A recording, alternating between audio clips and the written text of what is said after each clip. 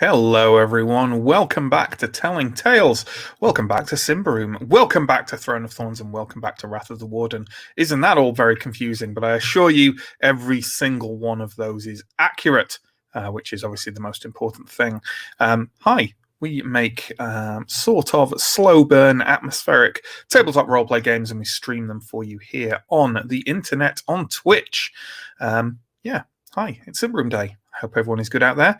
Our stream may or may not have split already twice since we started, so expect further disruption. I'm sure it'll be wonderful, and I'm sure Twitch will be very stable tonight because nothing has gone wrong with Twitch at all in the last 24 hours. Good fun. As per usual, the first thing I'm going to do is introduce our stream manager, John, who will be tinkering away with chat and cameras and pictures and rules questions and all sorts of stuff. Hi, John. How you doing? Hi, Matt. I'm doing well. How Good. are you? Yeah, I'm all right. Excited for how much Twitch is going to monkey with our stream today? Definitely. It's what I'm here for. It's what we look forward to. It's the main joy in our lives, I would say. So, thank you, John. And let's do that promo before we get on with player introductions and the like. So if you look down below, there are all kinds of links for you to follow. There's links to Twitch and to YouTube. You're watching on one, please follow us on the other as well. If you are watching on Twitch, then we have now hundreds, if not thousands, probably hundreds, of videos of all of our live stream content. So much stuff to potentially watch.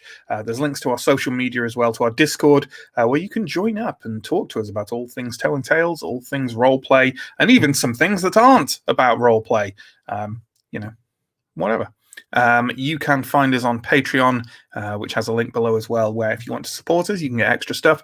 GM notes, character creation videos, access to the patrons only area of our Discord. I know, for example, that Call of Cthulhu, which ended yesterday, Johnny's planning on some GM notes for that, which are coming soon-ish, like annotated GM notes.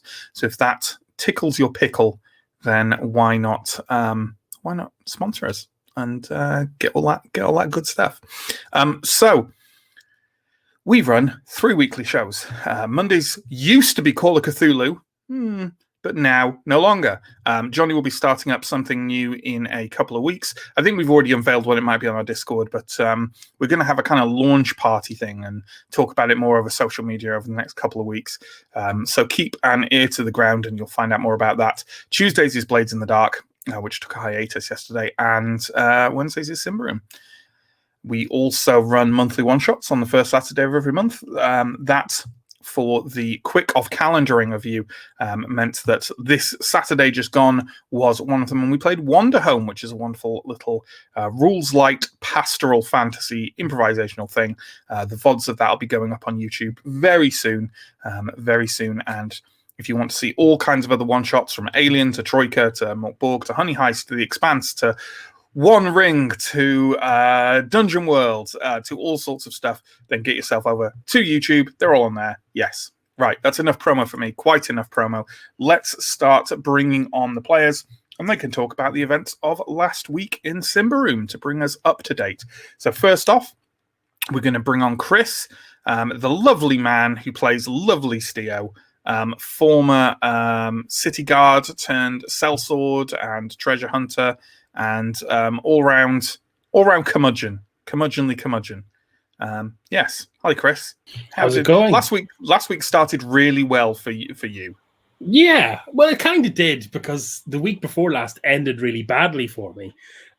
So I was pinned to a wall by Serix Adio, who had taken affront to me, accusing his mate of conspiring to burn down the town, which we should have seen coming, I suppose. So I quickly, after spending an entire week thinking about how these next 15 seconds would play out, I decided that we would suspend all investigation on the matter and talk through it. Now, in the kind of post-dramatic moments where Serix Adio is, I mean, he's always drunk, but he was clearly 3 sheets to the wind, mentioned that he was aware of the fact 3 sheets is on the other roleplay we do. Oh, okay. Well, whoops. Yeah. Breaking the fourth wall. Squandered this quick break to find your man's name. The other noble, the one who we're mainly concerned with. It's here somewhere. Kargoi Salamos. Kargoi Salamis. Obviously, Serek's Adio's good friend, and Serek's alluded to the fact that Kargoi already knows that they both already know that the church is kind of unhappy with their behavior, and that there may be more to this relationship than simply let out. He also gave us an ultimatum that if we don't actually drop it, I believe his words were, he can kill all of us, and the worst he has to do is apologize to the goblin. To Urfons. Yeah. Urfons. That seems to be the only reticence he'd feel, is that he'd have to then apologize to your handler at the agency. So that's encouraging. So on that note, I think you sort of left that situation and went back to regroup with the others, who were camping out the headquarters of the Sellswords of the Sun. And why don't we bring on Sam? Sam plays Askarai, our changeling ranger, and just all around bow person. And Sam, why don't you tell me how the reunion and preceding event and following events, how they went? Yeah, well, I'd like to start off by saying I'm just really great with a bow. Never make mistakes, just really fantastic at bowing things. We believe you, and certainly can't remember any events to the contrary. No, absolutely not. So yeah, I think we kind of grouped up, had a bit of a discussion over whether attacking this house was a good idea, given Serek's Atio possibly wanting to kill us if we did so. In the end, we saw a few people leave the house, which made it a slightly easier target, and partly through kind of frustration at the situation, partly due to just annoyance with Serek's Atio, but also partly because we needed the information. We decided to go in and basically I think we like wrenched open the door or kind of barged through it somehow and emerged into a room with, I think, 3 or 4 of the normal Sellswords of the Sun. And just 3 of them, I think. But yeah. 3. And then a black cloak who we didn't know or recognize, but certainly was a very tricky fighter. And they put up a good fight. The Sellswords, not so much. But the black cloak was an acrobatics master and managed to fool Askarai into immediately shooting Stio in the back of the head. Which oh yeah, that was the thing, wasn't it? Yeah, I remember that now. Much to Matt's delight at the time, and we still just about managed to. I think, was it Anton who finished him off with his flail? I think it might have been. I think it might have been. Absolutely classic Anton, just murdering all the toughest enemies. It's just what he does. It's what he's best at. And so we eventually kind of took them down. I think one person tried to flee, but we ended up killing them. And Stio was quite healed up. And then we sort of set about looking through the house. Yeah, I think that's about right. I think you tried to question the Black Cloak as well, but he died before you could get anything meaningful out of him. So on the note of searching the house, why don't we bring on our third player, Stephen? Stephen plays Elindra, a former Templar, soldier of the Sun Temple, now turned into, as everyone else is here, a sellsword, treasure hunter and mercenary. Stephen, hi. Yeah, sellsword it's the fashionable thing to do. So there were, as I recall, 3 stories in the house above the cellar. The first floor had nothing much of interest, as did the attic room at the top. But in between those 2, we found a room with a number of interesting things. There was a dining table with a number of kind of chairs with sort of embroidered initials of people. There was a chest of drawers, I believe, with there were books in it, which were kind of mostly history books dealing with tales of heroism from the war. And in particular, about a company of people. This is where we see pronunciation. So, Cargoi Salamos, who was the person that is associated with the house that we're in, Serix Atio, Roya Garlaka, Ephrin Drezel, and Isedra Baraka. And then there was also mention of Heraclea Atios, who is the keymaster of Indaros, which was interesting because that's Serix's brother. Serix's brother, who's doing a lot better in the world than he is. Yeah, achieved a very different station in life. So yeah, we found those things. We found some kind of old military uniforms that presumably belonged to them. The initials on the chairs matched the people in the books. So we think we've kind of stumbled across some kind of group of former war heroes who are getting together to do something. Absolutely. And I think as well, it was at least noted that the table had heraldry on it of, I think, a leaping salmon, but I think everyone fudged the rolls. Red, blue, and silver. But everyone fudged the rolls on identifying which house it was, I think. But there was also some symbolism to do with House Kohenor, which is a pine in flaming red. Yeah, the military uniforms had both. I think the setting sun of Prios and House Kohenor on, which is the Queen's house. So, yeah. Absolutely. And then I think as a result of this, the group was kind of like umming and ahhing over whether you could go back to Desaber the Old, the living saint who had delivered this task onto you. And it was decided that you'd basically go back and kind of go, come on, basically done. And, that didn't go too badly. But to hear about it, let's bring on our final player, Mike, who plays Anton Theurg of Prios. And occasional flailer of bad guys. And he can tell us how that went. It went generally okay. I mean, we didn't quite convince her that we'd finished the task that she sent us to do, which was to eliminate the threat against Father... What if his name is? Sarvola. Sarvola, thank you. Yeah. We sort of, I guess... Can I just say, interrupt and say, I have never seen a player who looked more done with just like, whatever his name.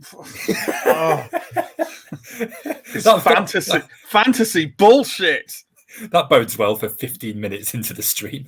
It does. Like 9 episodes into a years-long campaign. He's called Dave. He's Father Dave. Father whatever. Father Salvola of the Mission House. Yes. We I guess that we felt that we'd eliminated the immediate threat towards Father Salvola's life, but we obviously hadn't identified like the bigger picture and eliminated that threat. So we kind of went to Saber with that. She sort of basically said that we haven't done everything that she wanted us to do, but as long as we did continue to investigate this, she would grant us access to Anadea's chamber, who's the young ex-initiate who we wanted to learn a little bit more about. And so we eventually sort of made our way to her chamber. We also did speak briefly to Desaber about Arkle, and that is another initiate, I think, who is a friend of Anadea's. Who'd been seen having an argument. Yeah, they had a bit of an argument. There were allegedly some pretty strong words said there, maybe a threat to the life of the first father of the church. Desaber told us that Arkle has since left the church. He had to return to his family farm in Glimmervan because his father died and he had to take some responsibilities to look after his family there. So, that was something else that she told us. But anyway, the session ended with us in Anadea's chamber. Haven't yet uncovered anything. Haven't yet done any investigation. Where you've been trying to get for a couple of sessions now, and you're finally here. The only thing I guess I'd add is Desaber also mentioned that she'd, as a favor to you, and I think she kind of made it clear that, having given you all these favors, she would very much like for you to come through on what you've promised to her. But as a favor to you, she would also lean put her political weight on the Queen's legate, who you'd tried to get an appointment with to try and find wherever Anadea had a key, and you need to know what it unlocks and where it gets into. It looks like a property key, and you tried to get an appointment with the Queen's legate to get information on this, and you've kind of stalled there with, you might get an appointment, but she said she'd try and help with that. So yes, there we go. Lovely stuff. All right, well, we will pick up exactly where we left off in the annex of the Sun Temple. And what you are looking at is an alcove in a huge corridor of alcoves, not more than 2 paces deep and less than that in width. A bunk bed, a closet, a simple commode, and a trunk for storing private belongings is all the cramped space has room for. What are we going to do? I believe there's also a Templar nearby kind of vaguely watching you. Snoop around, I guess. Yeah, respectfully loot the place. Absolutely, respectfully. Okay, well, I'd say that only one person could really fit into this place at a time. Who is going to go in and have a first route around in there? This seems like an Anton job, doesn't it? It seemed like an Anton job. Okay. The plate. Well, there are a few things that you can find straight away as you rummage around this space, and I will tell you them just as soon as I've gotten a drink from a magic off-screen person.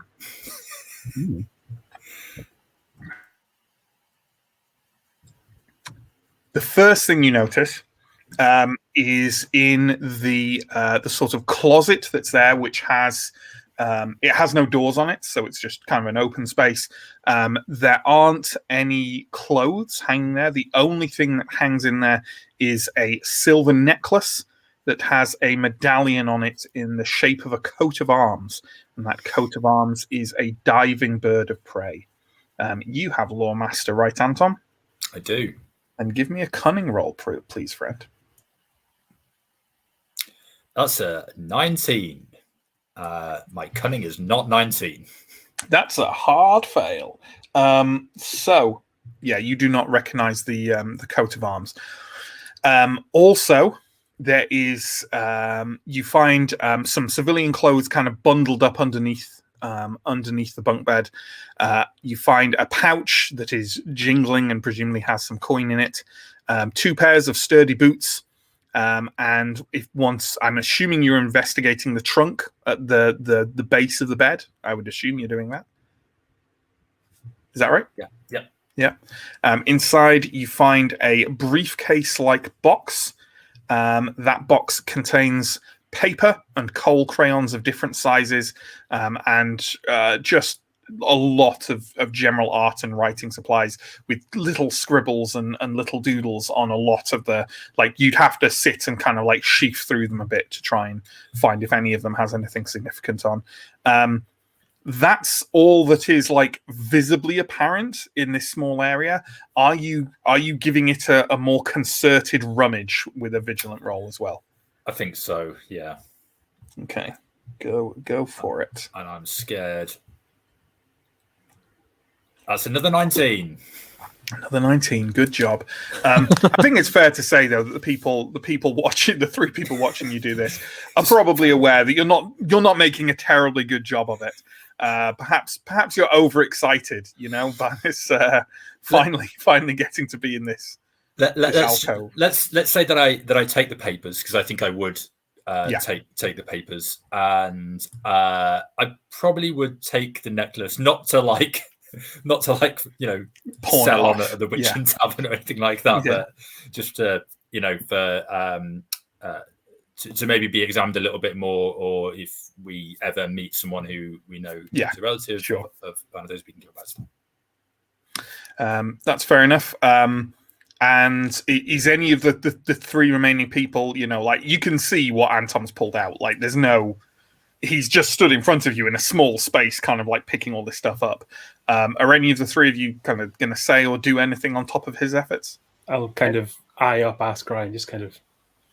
Yeah, I think if I see that Anton is maybe not looking in all the places that I would have thought to look for stuff, I think I'd go in and just try and help him search through this room. Sure. Anton will have to step out for you to do that because, as I say, it's a really small space. But go ahead and give me a vigilant roll. Okay. Please don't make DeSaber have to come along and search this place for you. Like we did with the... I rolled a 1. Oof!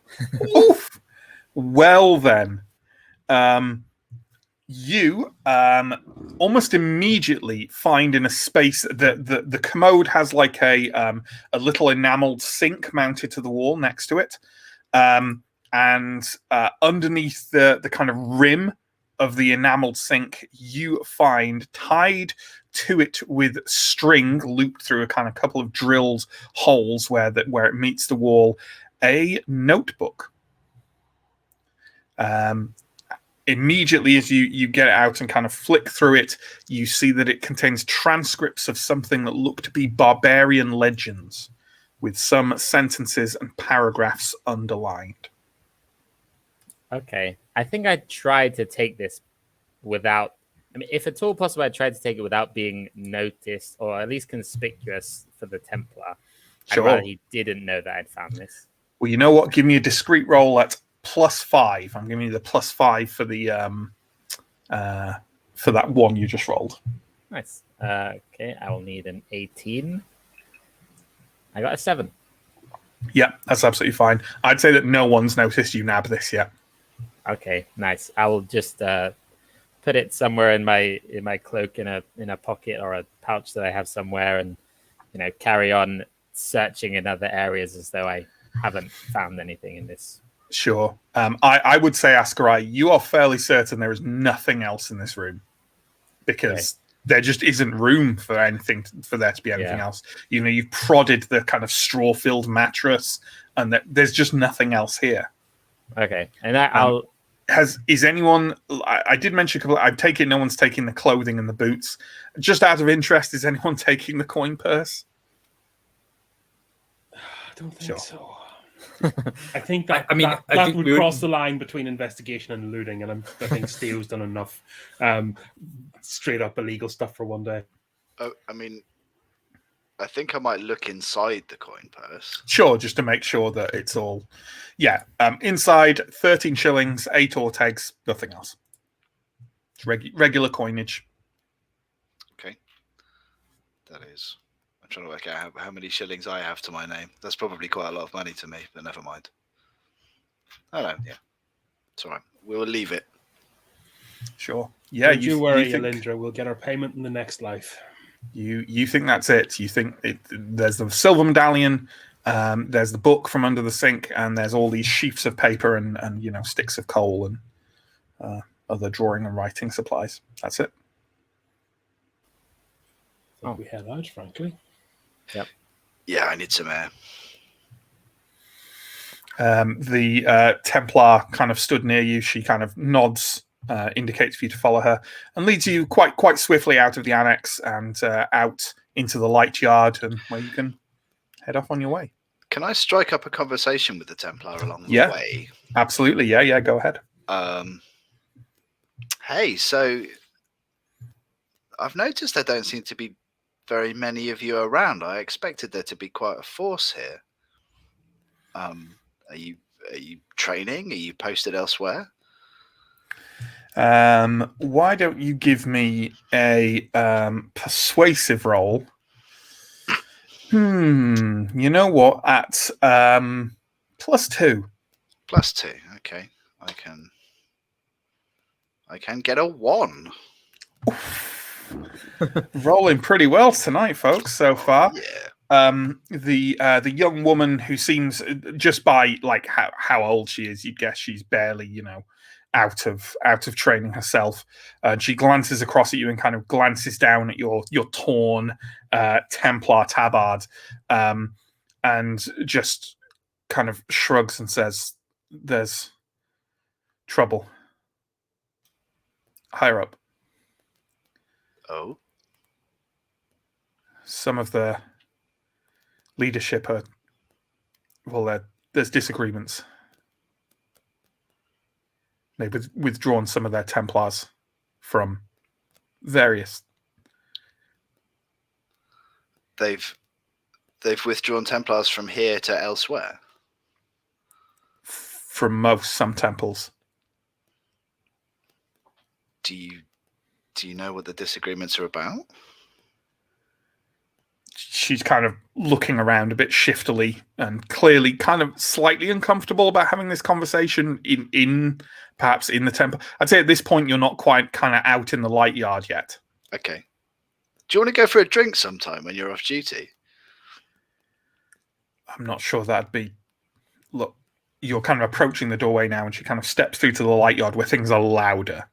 Yeah, okay. There's a hubbub, and she just turns to the Templar on guard and says, "I'll see them off out of the light yard." And you kind of walk through this loud group of people petitioning and talking to various theurgs. And she walks out onto the streets and sort of looks around again. There's plenty of people here, but you're not near anyone. And there's a kind of large general hubbub.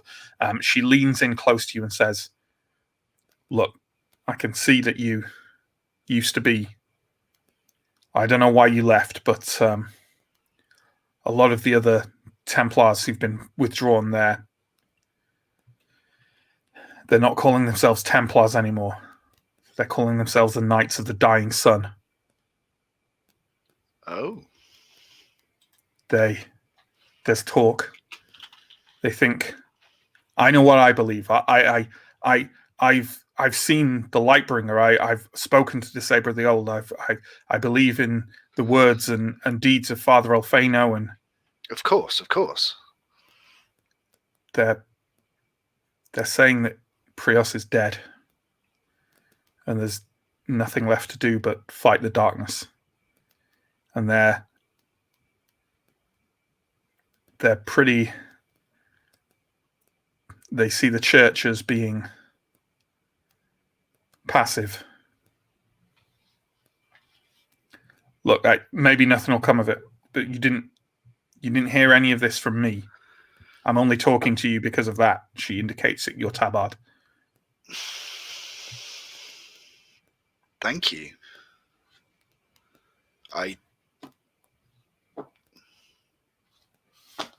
Thank you. Does the agency pay well?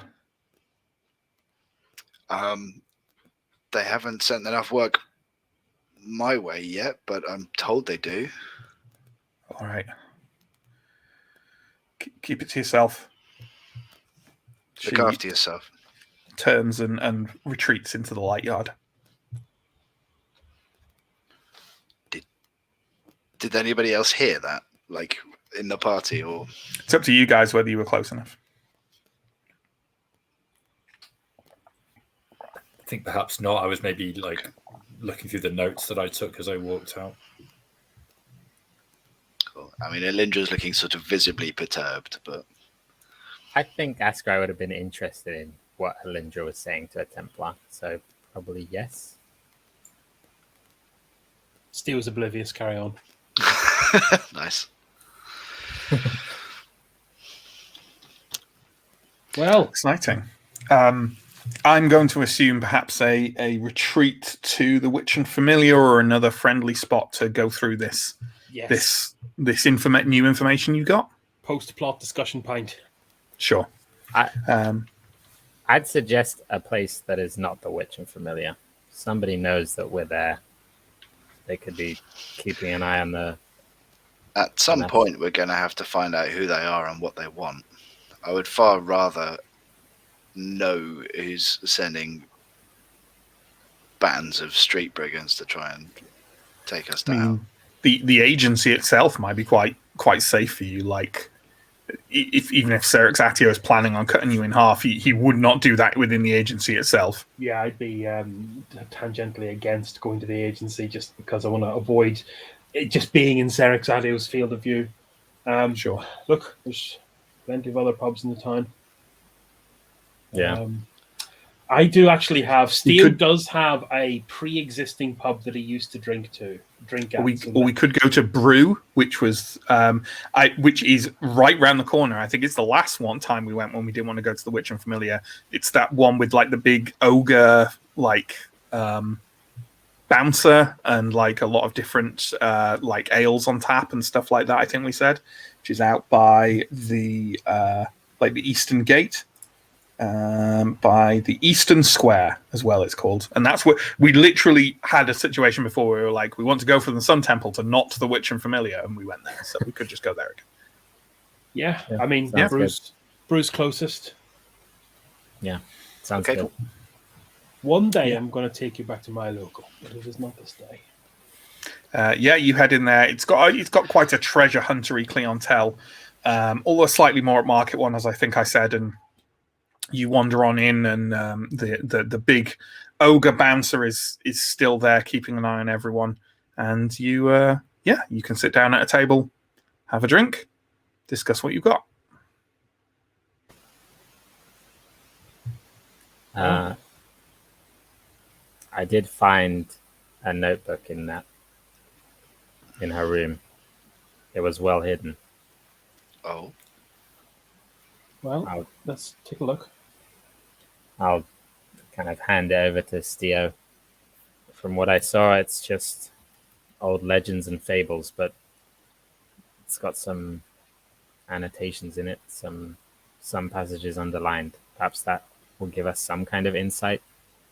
And Tom, do you fancy compiling that then, given that you've had the most witchy interactions of late? I was going to say, if anyone's going to look through it, it's going to be a cunning roll to try and identify some form of useful information from it. Sure. I will happily have a look through it. And while you do that, why don't we have a look at the other stuff? So no one has noble contacts, do they? Like as their thing. Okay, so only a lore master can roll on the medallion. So the other three of you have no idea what symbol, what house symbol that is. As for the box full of kind of papers and coal and things like that, if anyone wants to like sheaf through it and browse it, that's a vigilant roll. So. Because I figure that like looking through both those things is going to take some time. Well, it So is a when we have- stack of papers, and I think Steele's most interested in that. So I'll probably take half of the stack of papers and kind Sure. of ruffle through them. Sure. Well, why don't... so who's taking the other half of that stack of papers then? I don't mind. Yeah. Alindra. Yeah, I'll take Sure. Well then, why don't you both give me a vigilant roll? I fail. Stio does not. So... I'd imagine you come to the to the find in there quicker than Anton would get through like looking through that book, Stio. So what you find in there, as I say, a lot of kind of rough, like unintelligible notes and a lot of doodles, but you do find near the bottom of the bundle of paper 2 unfinished but near complete sketches. One depicts a stone-framed well by which a dozen cape-clad figures are sitting bent over a rippled surface of water, and the other is a half-complete portrait of someone with very obviously elven features. Not changeling, elven. Aren't we looking for some elf kind? Do you reckon this is Ternatena? I guess it could be. How many elves would a normal person know elven features? Yes, there are. Well, certainly in Thistlehold, they probably would. I mean, a lot of treasure hunters have encountered elves. There are a couple of elves who make their home, or at least temporarily, in Thistlehold. But obviously, people aren't happy about that. But for various reasons, they do. So in Indaros, the answer would be people will have had elves described to them, but probably haven't seen elves. Most people in Thistlehold have probably at least seen an elf, and if not, they're very familiar with what elves look like. If no other reason than that there are a lot of changelings in Thistlehold, and elves just look like a kind of more extreme version of changelings in a way. Yeah. I'm imagining there's a picture book in the agency with like things that you might see in Davokar that you should might probably want to run. avoid. And at the very least, there'll be like artwork done of them and stuff like that, right? So yeah, people, yeah, it's recognizable as an elf to you, for sure. I have a theory about this lady who keeps trying to follow us around the place and occasionally kill us. Right. Do you reckon Askrai, she might be a shape changer? The man in the dungeon did mention a changeling, but I think it could be, but it's hard to say. I suppose that's kind of the point. I mean, we haven't knowingly come face to face with this person yet, right? We've had descriptions. Not knowingly, no. Mike, how did that cunning roll go? It went very well. I got a 3. Nice. Okay. These are barbarian legends, barbarian myths. You know many of them. You've studied many of them already. Funnily enough, there's the one from Castor of the Bell and the barbarian chieftain. You note that all of the marked sections that have annotations or highlights are about situations where crimes against taboo have resulted in corruption sickness. What do you mean by crimes against taboo? So a lot of barbarian clans have sort of internal, often folklore passed down laws, and certain areas or people or acts will be considered taboo. And often people, and according to these legends, often people who contravene these taboos either by going to the places or talking to the people or doing certain things, certain acts, like often heinous and sinful acts, will then become corrupted just from what they've done. Okay. Not through use of magic or, Okay. Well, I'll explain that to the rest of the group. It appears that Anaday had a particular interest in barbarian stories where people suffered from corruption after committing crimes of the taboo. Well, we've done one of those, haven't we? Yes. Yeah, technically. We? Oh, you weren't there, Alindra. We trespassed on taboo lands. How'd that work out for you? Well, we killed a god, just kind of normal Wednesday stuff. I'm told there's a lot of that in Davokar. Oh, yeah. To be perfectly honest, it went very badly, but we made it out somehow. Yeah, I think we may have slightly different ideas of what badly counts as in that forest. I think getting out alive is one thing. Did you suffer corruption? Right. We did not. So, is there a particular pattern to the kind of taboo acts that they engaged in? Is it all kinds of different things? It's a wide variety. Okay. So let's piece this together then. I think I remember that Anaday was spending some time down in the deeper levels of the Sun Temple where the corrupted individuals were spending some time. Is that right? Correct. She's presumably spoken with people down there, listened to what they had to say, developed an interest in this, and has researched it herself, collected these stories together, had a particular interest in it, but we don't necessarily know why. So she's trying to find the source of the corruption or the things that could cause corruption. She's trying to correlate barbarian stories with the people she met down there. Mm-hmm. Maybe. She's clearly been in close contact with the elves. Yeah, well, but Tiana certainly. We don't know if there are others. I mean, but when she spoke to us, she was terrified of them. So maybe there has been a change. somewhere along her story. Sam, can you give me a cunning roll, please? Yep. I think I need a 10. I got a 12. What about the Elindra? You looked absolutely shook coming out of the light yard. What were you talking to the Templar about? Church, but I'm not sure that now's the time. Church drama, more of it. Okay. Yeah, I'm trying to stay out of that world. You see, this is the problem with getting dragged into church affairs. Even if you feel like you're on the right side, you're still on the side of internal politics. We're tracking down what remains of initiates hired by a Lightbringer to investigate black cloaks. Like, what possible good could have come from me talking to a Templar? It was foolish. We shouldn't forget Lightbringer's instruction to continue with that task. It's very easy for us to get sidetracked by the Anadea stuff. The task to protect the heretic. Yeah, sorry, I'd forgotten about that aspect of it. Could I also get a cunning roll from everyone who isn't Elindra, please? Made it.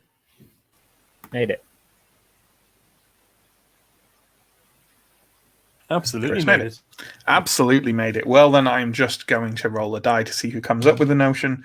And it is Ascarai. Ascarai, you did have a train of thought that was leading you somewhere, but which went off the rails with your bad previous cunning roll. But I'll give you this one instead. You're kind of idly like turning the silver medallion over in your hands, and it occurs to you that there's been 2 bits of heraldry you haven't been able to identify over the last 24 hours. And you know what? Thistlehold has a Hall of Knights, the same as any other large settlements in Ambria. And you can probably just go there and ask someone because they all know the heraldry because they're nobles. And it is generally speaking, like, you know where it is. It's in the town seat, which is kind of like the town hall on Antiques Plaza. You can just go there.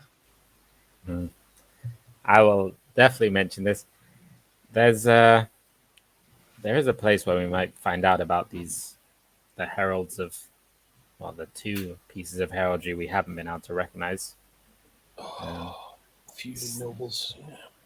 I'm sure that someone at the Hall of Knights would be happy to tell us. Probably would only have to ask. I doubt they'd even question why. Can I leave that in your capable hands? Because as much as Elindra dislikes church work, I have become disdainful of noble work. Yeah, of course. I love Ambrian nobles. I'm sorry, Ascarai.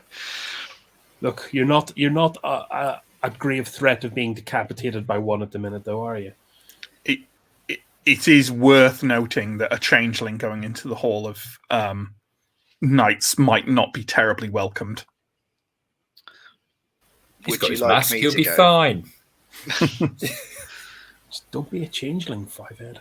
Would you like me to go? I'm not a noble, but I'm not allergic to them like Steo, and I won't enrage them like Ascarai. And just from your particular concerns, I should point out that probably one of the places Serexatio is least likely to be found in Thistlehold is the Hall of Knights. Yeah. I wonder, do we just... There is also a leading Glimmervan, I wish to point out.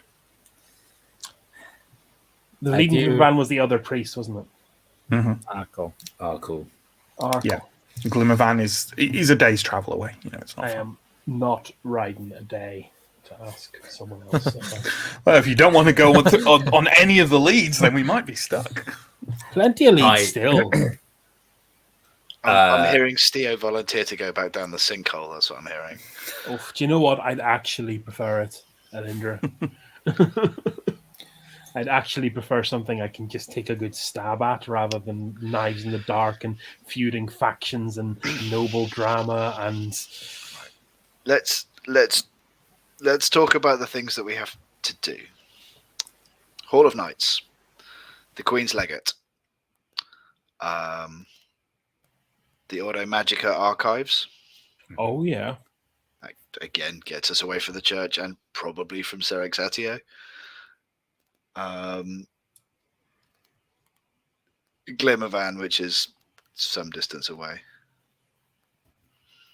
Or we could try to track down whoever it was that was trying to find us at the Witch and Familiar, or we could try to track down Tierra Tiana, who could be anywhere in this world. Yeah. There is also obviously Cargo, the question. Oh of yeah, Cargo and Salamos. Cargo Salamos and Father. Yeah. And there is the sinkhole, but you're kind of Salvo. waiting on the Order Magica for that one. Yeah. And the witches. Don't forget the witches. As well. There's also the witches. Yeah. I And don't the think there's red- anything on the burner like with them, but And the yeah. red-haired girl as well, who's Yep. been kind of following us around. Yeah, Lysandra, we're on like 1.3 castors at the minute, and it's lot of side quests, folks. A lot of side quests. There was also, I don't know how far we got with this, but there was something about like a person who came and hired a bunch of sellswords and like a large group of people that went that's into the mysteriously gods. generic-looking, probably changeling who keeps trying to kill us, as far as Theo's concerned. Well, she sent people to try to kill us once. Still, I mean, if I was here to open negotiations, that's not exactly the first step I'd take. So we can assume It's she's not a bad actor. friendly start. John has made a very good point that if Ascarai wants to not be a changeling in a place, then Ascarai as a changeling has shape-shifting, so there is that. You can try. Anton, do the legends sound like they could be related to whatever was invading Thistlehold? Was it that kind of corruption? Again, they're such varied tales that none of them seem to specifically apply. They were all kind of very old myths and legends, folk tales. Yeah, these are tales from different barbarian clans in all parts of the barbarian lands. I can't see anything that really connects this to what we've just seen in Thistlehold.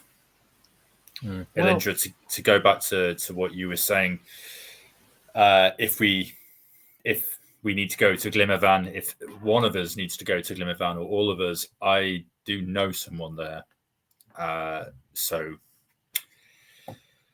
that is potentially myself, nominating myself for a trip to Glimmervan, or other people can come as well if they want. I don't know how much sense it makes to send you alone, but then I also don't know, in the grand scheme of things, how high a priority we're putting on finding out what Arkle has to say. Assuming that Arkle's there at all, I'm not ruling out the fact that the Lightbringer may have lied about what happened to him. Yeah. Hey, I think the priority are the two bits of bookwork we can do right now: the Hall of Knights, and maybe just call into the mages, because just keep our names on their lips, because obviously there's going to be a lot of work down that hole, and I'd like to get paid at some stage. It's been a day or two, hasn't it, since we were down there? What are we taking to the archives anyway? I think they just said that if you have questions, then I think we had maybe they can help with them. But I don't think you can go and just root around endlessly. And you have to go and have specific questions for them. So I guess the answer is: do you have specific questions? I got plenty of questions, but I mean, I think we're following a trail here that at least in one direction leads to investigations around corruption, which may be something that they know about. But honestly, I don't have anything that I can phrase in the form of a question right now. Yeah, all of our investigations are around some kind of corruption or other. I mean, a big sinkhole opened up in the town, and you saw what came out. You know what? While we're doing this kind of summary of our evidence and our trails and stuff, why don't we take just a couple of minutes to bring on some of the handouts we've had and refresh ourselves with them, just in case there's anything you want to bring up. So, John, I think we safely don't have to bring up like the long police procedural about a drunken brawl. But like, why don't we bring up certainly the note you found on the body of Anadea? Like, I think that's a good one to bring up, and possibly some. I'll leave it to your discretion, but why don't we start with that one at least? The one from Tiara Tiana.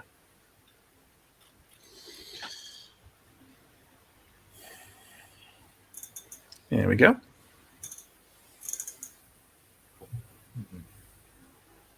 Oop, lost it. Whoop, careful. There was the part about meeting where no tear falls in vain. Yeah. Tiara Tiana. Where no tear falls in vain. Well, maybe that's the thing we ask of the mages. That's the kind of cryptic stuff they love to answer with even more cryptic stuff. It's a stupid idea, Steve. Perhaps a graveyard, or I don't know. Maybe. Do elves even have graveyards? Who knows?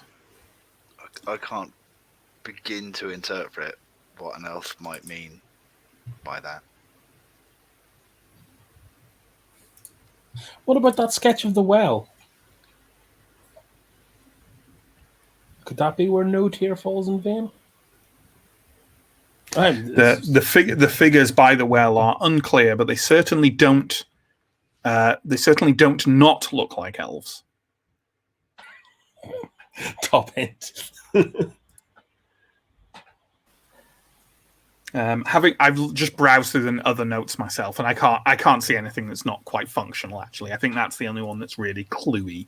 Look, So, do you know what the run to the Hall of Knights will take all of like 15 minutes, and if I'll just secrete myself around the corner and Yeah, I'm really not getting why Steo is so scared of the Hall of Knights, but sure.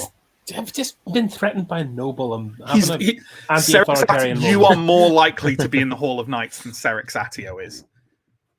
He's a scorned drunkard. But yeah, but it's your role play. You role play. That's fine. I agree. The Hall of Knights is it's the simplest thing to start with. After that, we might have something else to go on. Yeah, agreed. Sure. Yeah. All right then. So we're probably now hitting the afternoon of this day, and it's as most of the days are at the moment. It is overcast, and the sky is kind of dense with cloud and rain, which starts to drizzle as you make your way back towards Antiques Plaza. And on the west side of it, Antiques Plaza is kind of slightly empty today in the same way it has been since the sinkhole first opened up.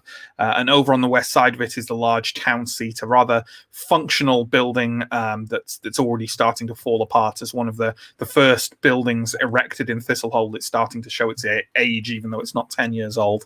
And as you walk your way into it, there's a kind of desk where there's a kind of functional looking bureaucrat sat behind it, kind of glancing up at you and glancing over you with a mixture of like some distaste, but not entirely, kind of eyeing Askarai's mask and Elindra's torn tabard, but also seeming to register, a respectable priest and a man in quite nice plate armor, which tends to be, a sign of some social status. And she sort of shrugs to herself and says, "Can I help you?"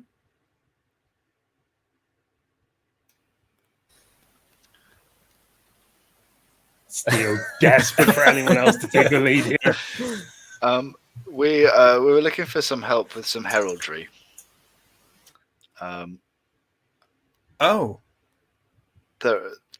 We've come across a few kind of coats of arms and heraldic symbols that we don't understand the origin of, and we would like very much to be educated if that's possible. I see. Well, I don't think that's... do you wish access to the Hall of Knights?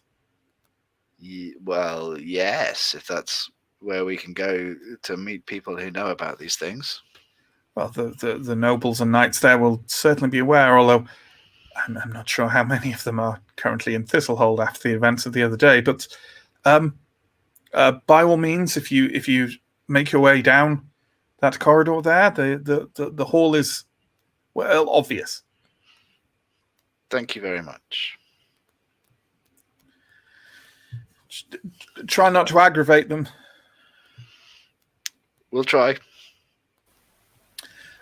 You walk down the corridor and quite swiftly find yourself coming to a large set of double wooden doors to the left of the corridor, one of which is kind of like hanging off its, not off its hinges, sorry, it's like it's open, it's just slightly open too. Inside, you can hear the roar of quite a large fire and what sounds like a sort of pots and pans banging further towards the back of a large chamber. As you approach closer to the door, you can see that inside is indeed a quite large room, although to call it a hall might be something of a misnomer, but it is large and long. Halfway up it has a huge roaring fireplace. Over that fireplace are many, many, many kind of small metal kind of like buckler size shields, which have various heraldic devices on them. There are a number of hunting trophies on the wall, like a huge stag here and a boar there. And all you can see in is a large plush carpet, a number of bookshelves, which seem to be full of various things, the opposite wall, which has a number of weapons kind of hung on it, and at the back, a couple of doors leading off elsewhere, and you can see that by nearish the fire, two individuals are sat. One of them is a young man who's dressed in sort of faded finery. He has a kind of wounds on his chest and arms that are bound quite tightly, and he's sort of quite obviously like asleep, dozing in the warmth of the fire. And the other is a kind of a woman of maybe 30 or so who is sat in sort of, the leather padded under armor you would have under chainmail or plate. So, dressed kind of as a warrior would, but in a casual manner. And she is reading from a book. And as I said, there's noises coming from beyond the doors at the back that sound like pots and pans banging. Okay. And like socially speaking, is this a place that we can just kind of walk into if we're well behaved? No one's guarding the door. Okay. You don't. I think it's fair to say none of you have ever been in the Hall of Knights before, so you may not be too aware. Yeah. Is there any heraldry like up on the walls around? Oh yeah, loads of heraldry on those buckler shields up above that fire. Loads. I will start looking. Probably 30 or 40 of those shields. I'll start looking for the two that we're interested in. You definitely can't see from the doorway, so I'm assuming everyone is proceeding in. Yep. Okay. Even Steo. It is Steo proceeding in because he seemed wary. Are you going in? Yeah. There's no visible Serexatio. He's not going to drop bear on you from the ceiling. But I don't know. Those pots and pans are banging. That could be him. Just Steel's a little bit ill at ease, but yeah. So you proceed in. The woman reading a book near the fire kind of glances up in your direction, and her brow kind of wrinkles, especially as she spots Elindra and Ascarai. She doesn't say anything for now, but she's definitely keeping an eye on you. Cool. I will sort of smile and wave and acknowledge that that she's seen us. But yeah, I think we'll look at the heraldic designs up on the wall. I will stand near Ascarai so it's not just like a changeling like on his own. Sure, absolutely. Thank you. Yeah, you're looking all over the wall. Give me a vigilant roll, please, Ascarai. Okay, I did not make it. Uh-oh. You're kind of scanning over these, and you said Alindra, you're kind of like stood back nearby, sort of. I think I will stand with him and also look at the. Sure. In that case, you can give us a vigilant roll there as well. And while you're doing that, Anton and Stia, what are you doing? Probably more of the just kind of also taking in the roof, the designs, the heralds, the heraldry. You sure? I feel like we just look like tourists. Yeah. Matt, the necklace that we got from Anadea's chamber there, does that very obviously look like a heraldic symbol? Yeah, it's like a shield. You know, it's quartered. Okay. It's yeah. Okay, great. Well, in that case, I'm taking that out and I am looking around, kind of using it to kind of look up.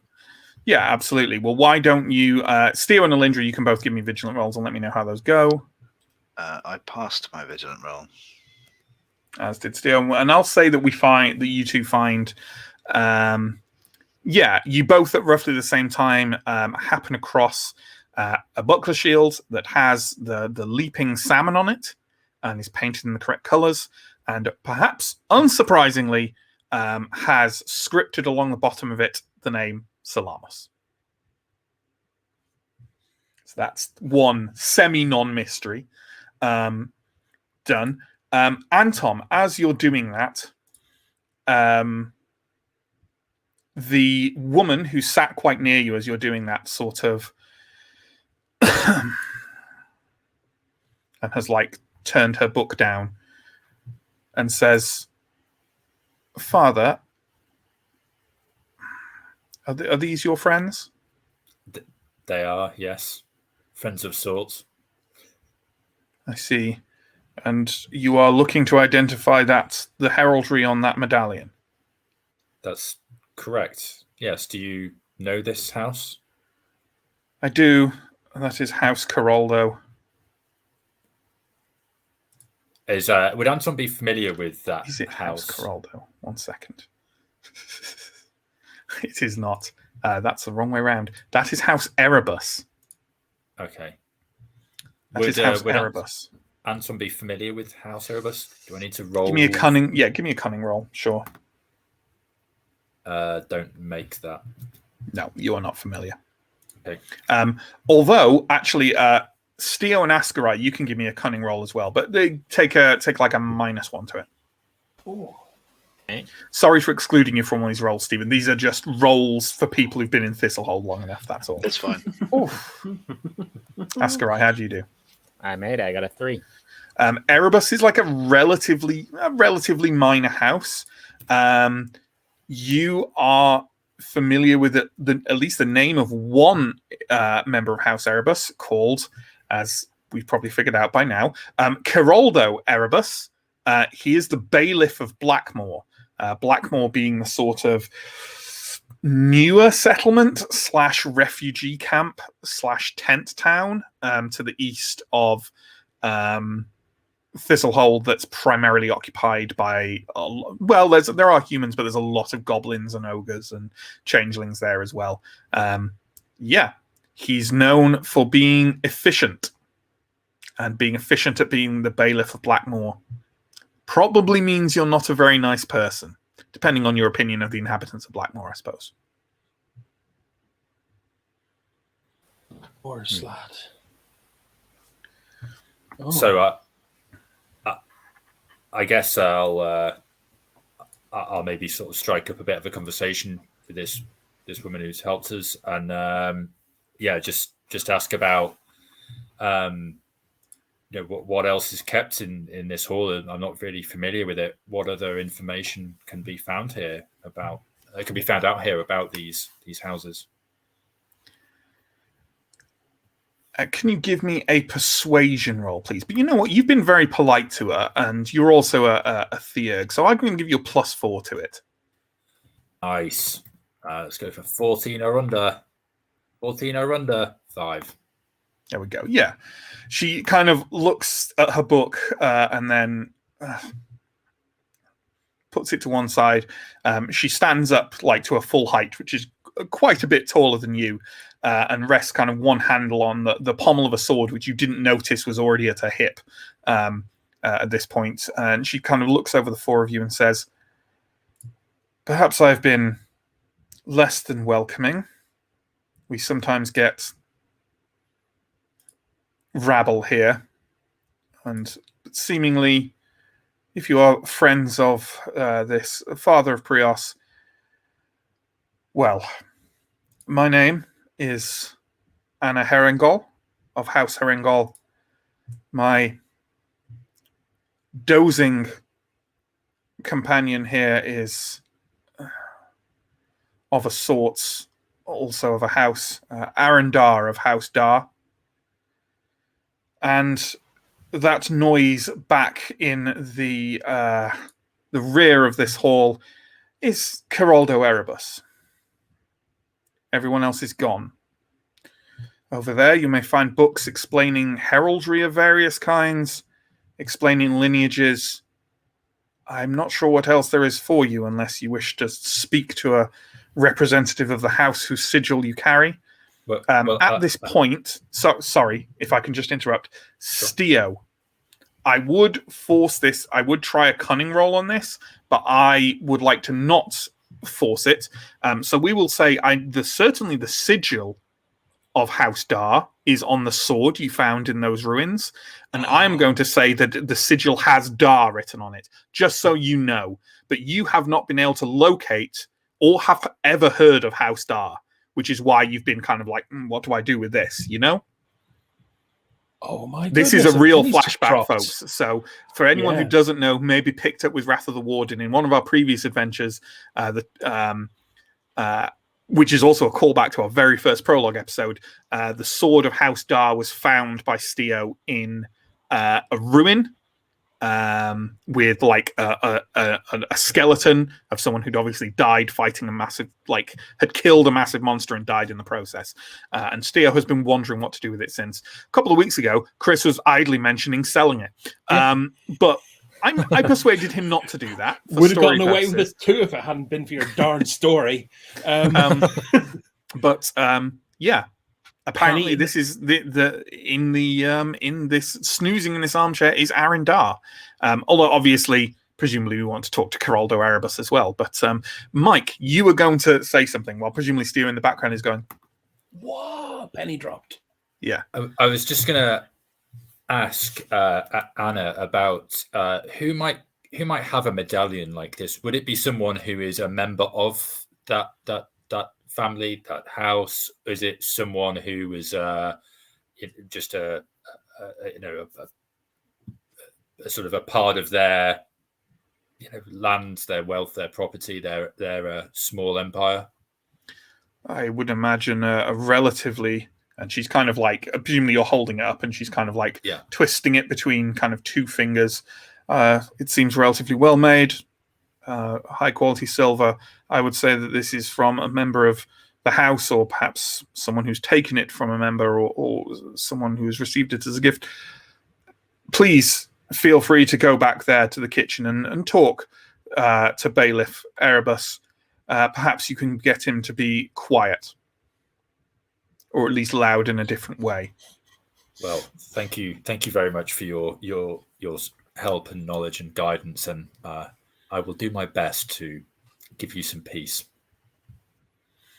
I would appreciate that. She sits back down and picks her book up again. So, where first? Or are we splitting? Or are we talking to the snoozing man? Or are we going? You're on mute, Mike. There we go. There's the first one of the session. We need to go to the Witch and Familiar now to add new things to our list of leads. But I think that we sure. Sorry, everyone. Can I just leave you to do that for 5 minutes? I need to run back to my lodgings. I think I found the rightful owner of that sword. Yeah, seems good. I'll be 10 minutes tops. Steel kind of hurries his way out quite swiftly. Sure. Why don't we whiz Chris off screen for verisimilitude, and are the three of you heading back to whatever's making that noise in the back kitchens? Sure. I think so. Yeah. So you head around and you head to the back. There are a couple of doors off. A couple of them are closed, but one of them is open, and it opens out onto a fairly basic but well-stocked looking kitchen. You can see that one of the large kitchen cabinets is open. There's a lot of food and drink kind of scattered over the floor behind it, and there is a man dressed in, typical casual noble clothing, velvets and leathers and the like, who is rummaging in the kitchen cabinet. Already on a table nearby, you can see a couple of bottles of spirits sort of stacked out, and he's like looking for another one. I would make you roll vigilant, but I'd say that from this distance in a relatively well lit room, you can all already tell that this man is quite drunk. Can we have an image of him up, please? Thank you, John. I see you have it ready. There we go. That's Geraldo Erebus. Once we've seen him, Ascar will whisper to the others, or say quietly to the others, I suspect this man has no love for changelings. I will hang back and let you talk with him. Yeah, whisper and just nod. I think actually to keep things nice and quiet. Okay. Well, I will warmly announce myself to him so as not to startle him. Hello there. He kind of reels around, and he's kind of holding another bottle of spirits, and he peers at you a second. A priest. Priest indeed. Priests still drink, don't they? This one has been known to from time to time. Fucking other knights here don't. He kind of blearily peers at you both and says, "Not too drunk to count yet," and puts out three kind of metal tumblers, pours some of the spirit between them to quite full levels, pushes two towards you and goes, "To Prios," and absolutely necks it. I will certainly drink to that. To Prios. To Prios. It's very, I'd say, very, very good brandy. How about that? It's definitely not really chuggable stuff, but he's bucking that trend. Is it Geraldo, by the way? Geraldo Erebus. Sir Geraldo Erebus. Maybe Lord. I'm not sure. Are bailiffs lords? Doesn't fucking matter. Another drink. He pours another one. Or if you still have some, he tops you up. Okay. Well, I won't move my hand over the tumbler just yet, just in the interest of being polite. I will very quietly say to Anton, just like, let's try and make this quick. Yes, I agree. That's a good idea. Speak up. Anadea,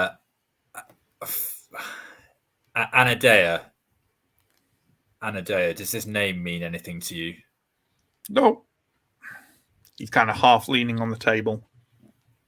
Are you still holding the medallion?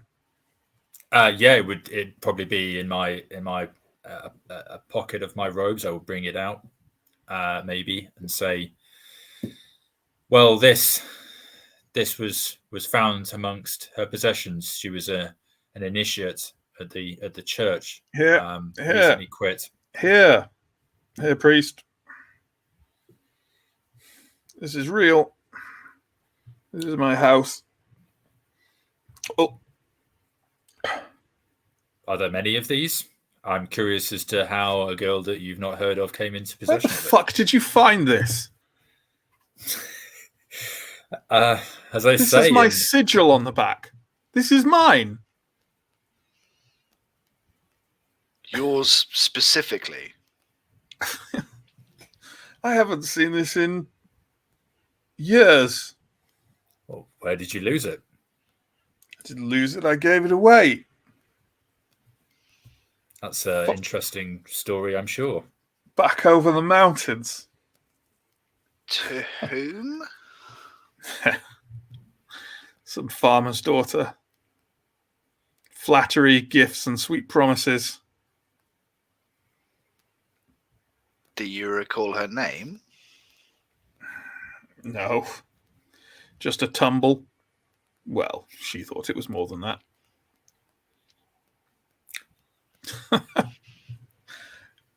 Good Lord.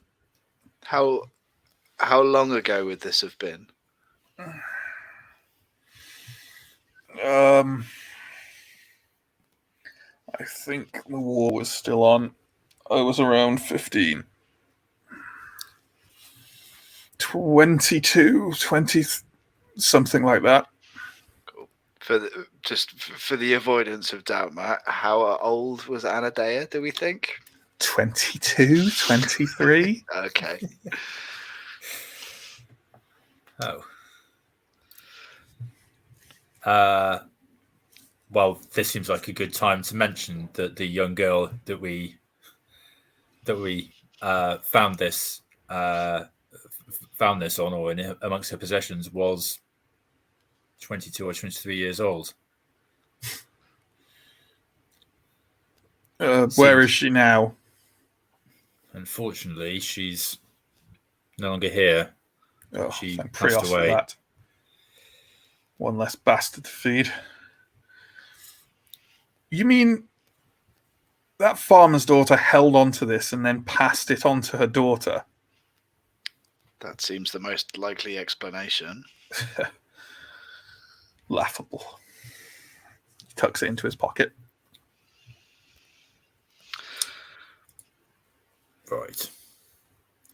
Right. Well, that's that mystery solved. Anna Herringall requests that you keep the noise down or make noise in a different way.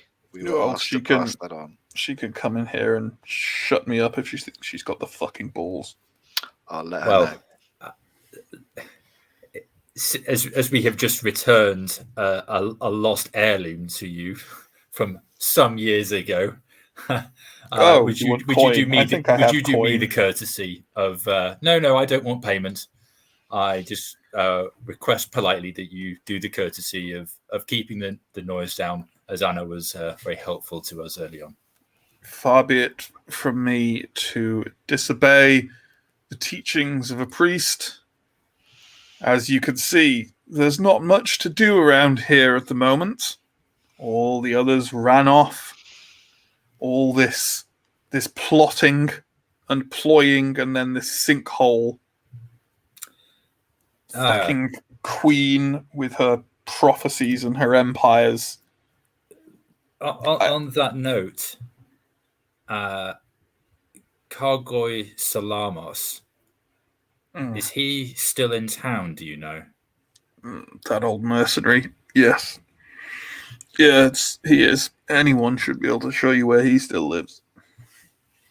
And does he show his faces in this building much, or is this not really his domain? No, too old, too worn, too broken. And what do you want with him? We just have some questions. As part of my work for the church, his name appeared. He instantly seems to forget what you're talking about as soon as you mention work for the church. You said the knights went before the sinkhole appeared? No, after. After. Went running back to their estates in case the city fell. Cowardice. Prudence. Of course. None of the others have jobs here. Not like I do. I've got to stay and look after the fucking tents. They all have their little subterfuges. I take it this is where you come when you need to get away from the tents for a while. Quite. It looks nicer than a tent. That it is.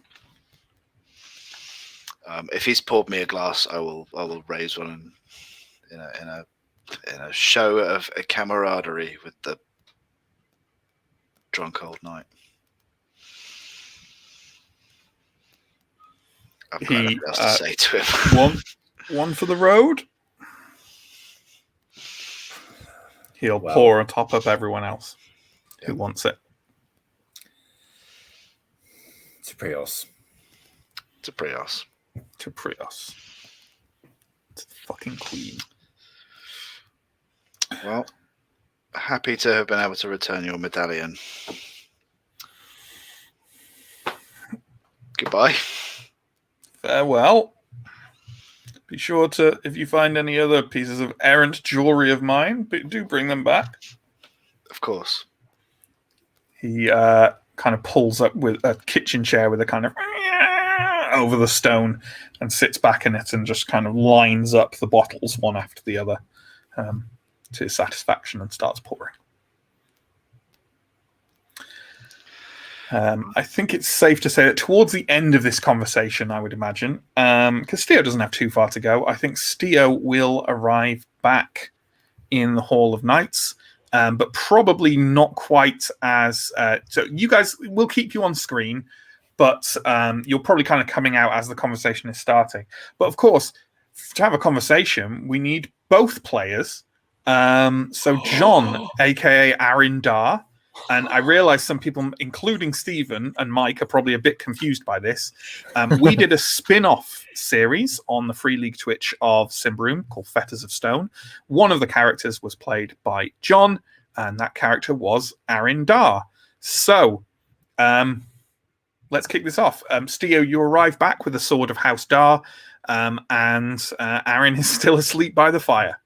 So I'll raise the attention of the snooty heraldry lady first, and kind of go, excuse me, milady. You mentioned Dar, the House of Dar earlier, and your young compatriot there. Such as it is, yes. You are looking at House Dar. Oh, well, maybe there might be a little bit more to that story yet, and I will present the hilt of the sword. Which kind of looks over and peers at the heraldry, which I don't think we've ever defined. But John can pick it or whatever. It's running white hair on a red field, with apologies to the Call of Cthulhu crew. Sure. So yeah, that's and. Anna kind of like stands up and gestures and says, "It seems perhaps a conversation that might get quite emotional. I will give you your space." She walks off and kind of out of one of the doors at the hall on the way back after kind of peering in at the kitchen where voices are coming from and kind of wrinkling her brow in distaste. So I'm here on my own, and the only other guy in the room is asleep. I can loot the whole room, is what you're saying. Absolutely. You can get all the books about lineages and birthrights that you want. You've earned many bucklers. As many heraldic shields as you can carry. I think I'll shake a young Arindar awake. Guardsman? Lord Dar? Master Dar? It's Master, isn't it? I suppose so. Apologies. You may be interested in this artifact we recovered from the forest. Believe it might belong to you. Present the sword. I will take it in my hands, as I haven't seen it in a very long time. Look at the sigil and say, "This belonged to my grandmother.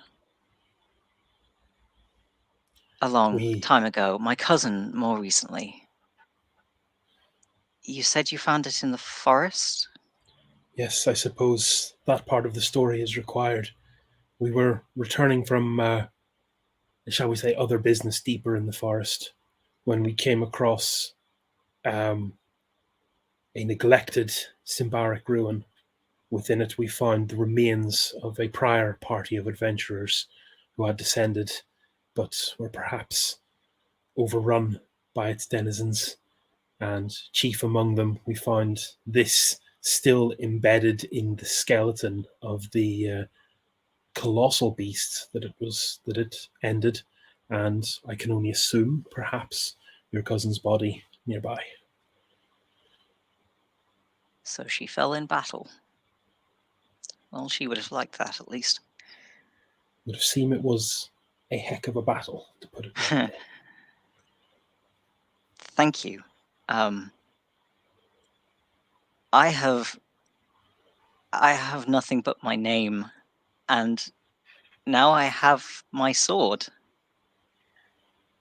I owe you an amazing debt, and I have nothing to pay it with, guardsman. My name is Steo. You have nothing to pay it with yet, but I may need your assistance sometime in the future, and I hope to get the price of the sword off you in some manner. And I will be glad to pay it. Thank you. Thank you. You're muted. You're welcome. At this point, I think we can have the other three come in from the back of the hall and see kind of the run on of this. I was right. I find where the sword belongs. Hello. Good. Hello. Why don't we have we can have the art of Arendar? We can see what Aren looks like, can't we? Now, per John has to multitask. Yeah. Wrong one. There we go. A bit more bandage than that, obviously. Yes. Yes. Considerably more. Yeah, so that was that nice sword we found in the hole. Alindra, I'm sorry, once again, a story from before you joined us. But we found it in a unattended hole in the Symbaric ground. It's always a pleasure to see quests completed. Wow. Imagine finding... I suppose it was easier to find the owner of this than it would have been to find the owner of some anonymous guardsman's weapon, I suppose. Can everyone who considers themselves to have spent any considerable time at the agency, and that includes Aren, give me a cunning roll at, I'd say, +1 for everyone but Alindra, because Alindra spent less time. Okay. But I can roll because I have spent time there, right? Yeah, you've signed up there, right? So I just made it. Okay. Anyone else? I made it. Yep, it's a pass. Okay. Well then, why don't we have, because you didn't seem to recognize Steo, right? So why don't we have Aren? You recognize Alindra and Askarai as members of the agency, and Alindra and Askarai, you see now that Aren's awake and talking to you, you have definitely seen him at the agency before as well. Did you get those wounds on agency business? I did. I just returned from the forest. Are you... Sorry, the goblin handler. Urfons? Arfons, yeah, the Silver Death, we call him. That's a good name for him. Yes, I thought I recognized some of you. Sorry, Steo, I saw the uniform and just couldn't think why a guardsman would want to speak to me. That's fine. Other than to throw me out. I've been told I have the bearing of an infantryman. Well, so you were in the forest too. Looks like I we've was, all had... with several people who didn't make it out, and Serexatio, who did, despite some of his best efforts. You didn't go in with a man called Ori, did you? Ori? No. Hmm. Orel? No Ori. Must be a different person. Oh, there we go. It does occur to all of you that depending on if Serexatio is Arindar's handler, I don't know. There's a link. So are you Serex's man then, or are you? Yes.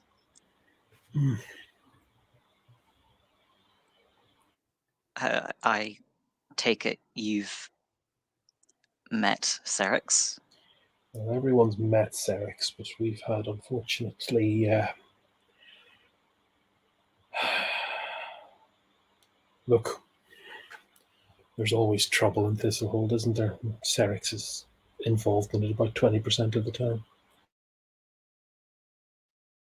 I'd like to say anyone he's been drinking, but yeah. That's all of the time. Look, never mind. Has he been okay recently?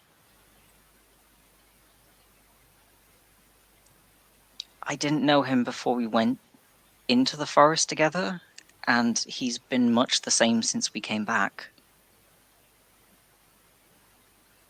I can't say I've been socializing with him much since we returned. What?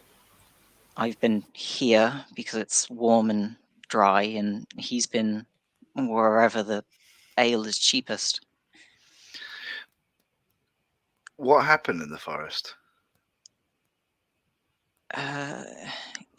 If you want to find out what happened in the forest, folks, go watch the 7 episodes of Fetters of Stone on our YouTube channel. But also, it's were hired to investigate a Symbaric ruin, and it went as investigating a Symbaric ruin would go. You leave people behind in the forest too. We lost one the last time we went in. At least my friends seem to go willingly. Oh! Shuglad's lot. Is that... You took the goblins? Yes. Did they find a good end? I was the one who... it was us, Les Cylindra, who were involved in the cataclysm that brought them to that end. I'm not entirely sure what a goblin would count as a good end, but some of them, yes. Some of them less so. Shuglad's still alive, though, which is either good or bad. Poor creature. The last of his lot. He has had a tough time. We did not help.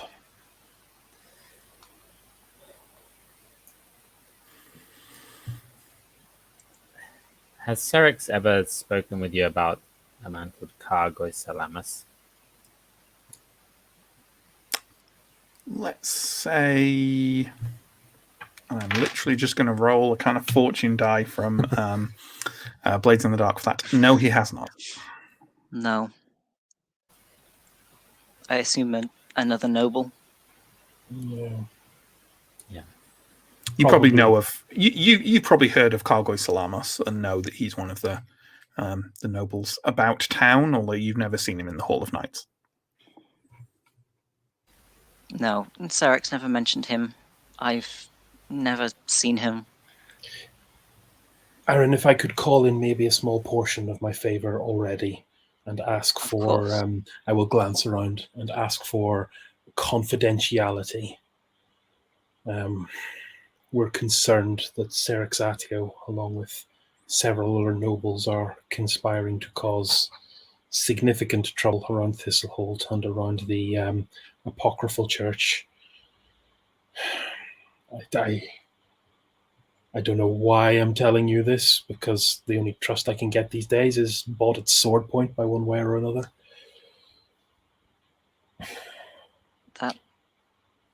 sounds unusual for Serex. We think Whether through malice or guile, I couldn't picture it of him. I think Cargoy might be the one who is leading it. The other names, there's 5 of them. They were a war band. Roya Galaka, Efren Drezel, Isadra Baraka. Aaron, you definitely know Roya Galaka. She's a drinking buddy of Serex's, and also occasionally does work for the agency. I know of Galaka through the agency and Serex, but again, haven't had the pleasure. This is the problem. We need to find a way to discourage them from burning the city down. And alas, they are both powerful in terms of their connections and powerful in terms of their own prowess. This is our cross to bear. Aaron, you think at the very least, you have Serex's ear and you know how to talk to him, but obviously you don't know what these people want.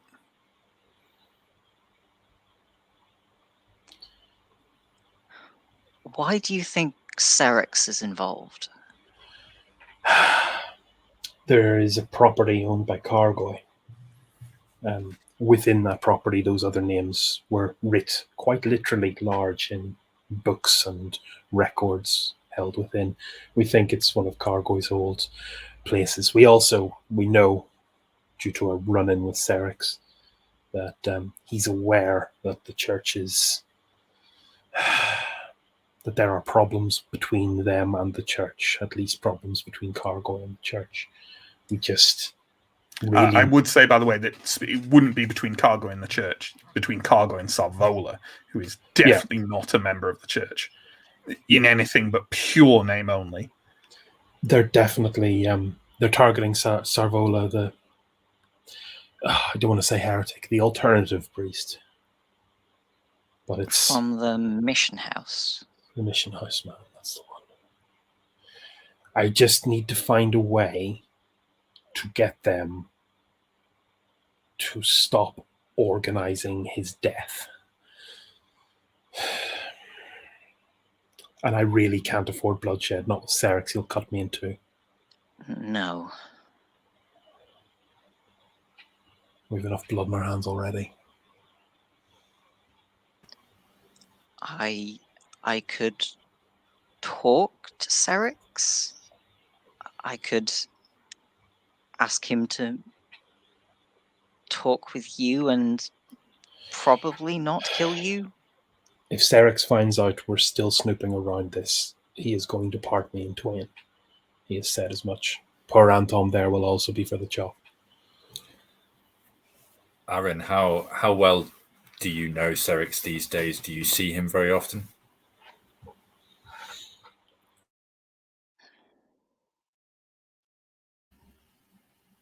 I mean, occasionally. Sometimes I will check to see where he is, but as I say, we don't run across each other. Sometimes I check in with him or check in with the agency to see if there's any more work, but as you can see, I'm not currently in a state to be accepting much work at the moment. I understand. I think it would be... we would find it extremely helpful if we knew of anything unusual that he was doing. But I understand that you have your own needs to take care of right now.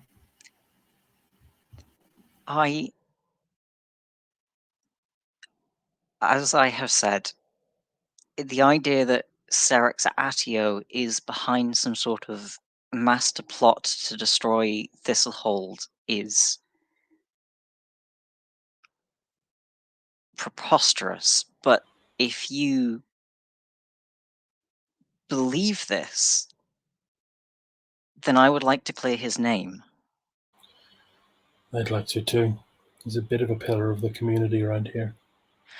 But I don't think he's behind it. I think he's definitely in league with it. Again, this Kargoi Salamis Lord is probably the ringleader. Our main issue with Serix is that he's threatened to kill us if we continue to investigate. So it doesn't That leave does us. sound like Serix. And unfortunately, our hands are tied to some extent from the opposite angle as well. We are engaged by the church, or at least one part of the church, to try and stop this ongoing assault on the renegade priest. And personally, anyone who tries to set fire to this town is my immediate and enduring enemy. Perhaps. We don't really know that Serix is involved. He's preventing us from getting to the bottom of it. In league with probably not the mastermind. In fairness, we're looking at Kargoi. We know that Kargoi and Serix and Galaka and the others fought together. We know that they drink together. We know that they meet. I guess what we don't know and don't have any specific evidence of is that any of those things are related to the attacks on the mission house.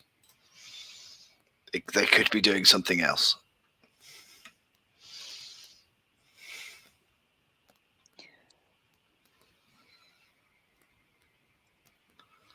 I suppose we're just asking for confidence. Please do not let Serix know we're still looking at this.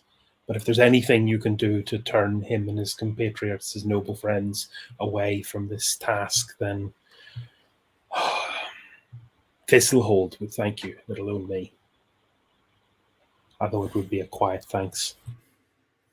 It sounds like we have reached an accord here that Aaron will attempt to look into things on Serix's side and perhaps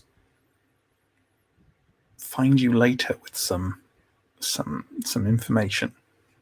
Yeah. Well, Shall I go back to sleep then? I wasn't expecting. Thank you for your time, Aaron. I wasn't expecting to find the end to one story while trying to uncover heraldry of all things. If you would ever like to wake me up again to give me another priceless family heirloom, Stio, it would be my pleasure. I'll keep that in mind. Okay. I think we're done with the Hall of Knights. Thank you for your cameo, John. Good to catch up with Aaron Dar. Except if you haven't experienced or played or watched Fetters of Stone, in which case that was massive self-indulgence. And a little bit of a spoiler as well, I suppose. I guess so, yeah. So, what now, folks? You're probably about mid-afternoon. Mid-afternoon in a drizzly Thistlehold. Which is my favourite wrestling move. I think when we get out of the Hall of Knights, I'll let Stio, and I guess Askarai probably stepped out as well, so let them both know. So we think Anadea is Geraldo Erebus's illegitimate daughter. Okay. He didn't much care, but he was happy to have his medallion back. Oof. Starting. Well, I mean, that does take us on the road away from further tying these two webs of intrigue together. At least she wasn't the long-lost scion of the house or something. He met some farm girl during the war 22, 23 years ago. He gave her the medallion. Then the medallion shows up amongst Anadea's possessions. I mean, there are other ways that she could have had it, but that seems quite likely to be the answer to that story. Yeah. He could not have cared less, but there's Knights for you. Look, where does that leave us, though? I don't think that takes us any closer to understanding what's happening with the sinkhole, what's happening with Anadea.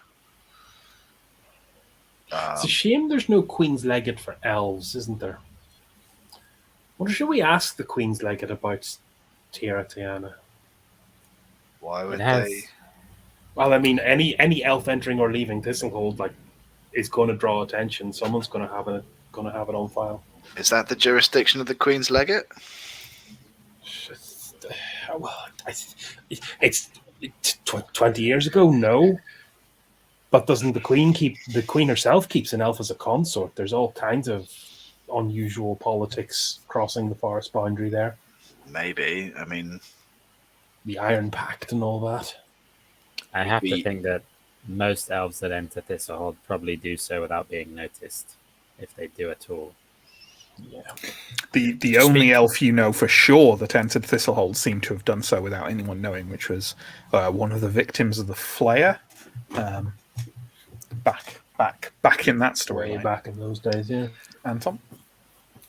Speaking of legates, we do potentially have a reason to go back to the Queen's legation in Thistlehold, because DeSabre did indicate that she might be able to pull some favours for us, which may speed up our investigation into the key that Anadea had.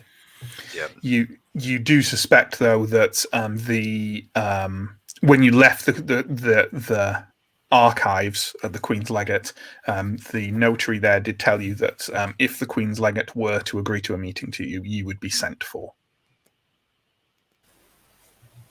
Don't call us, we'll call you. Yeah. If we don't... Go ahead. No, it's fine. You say.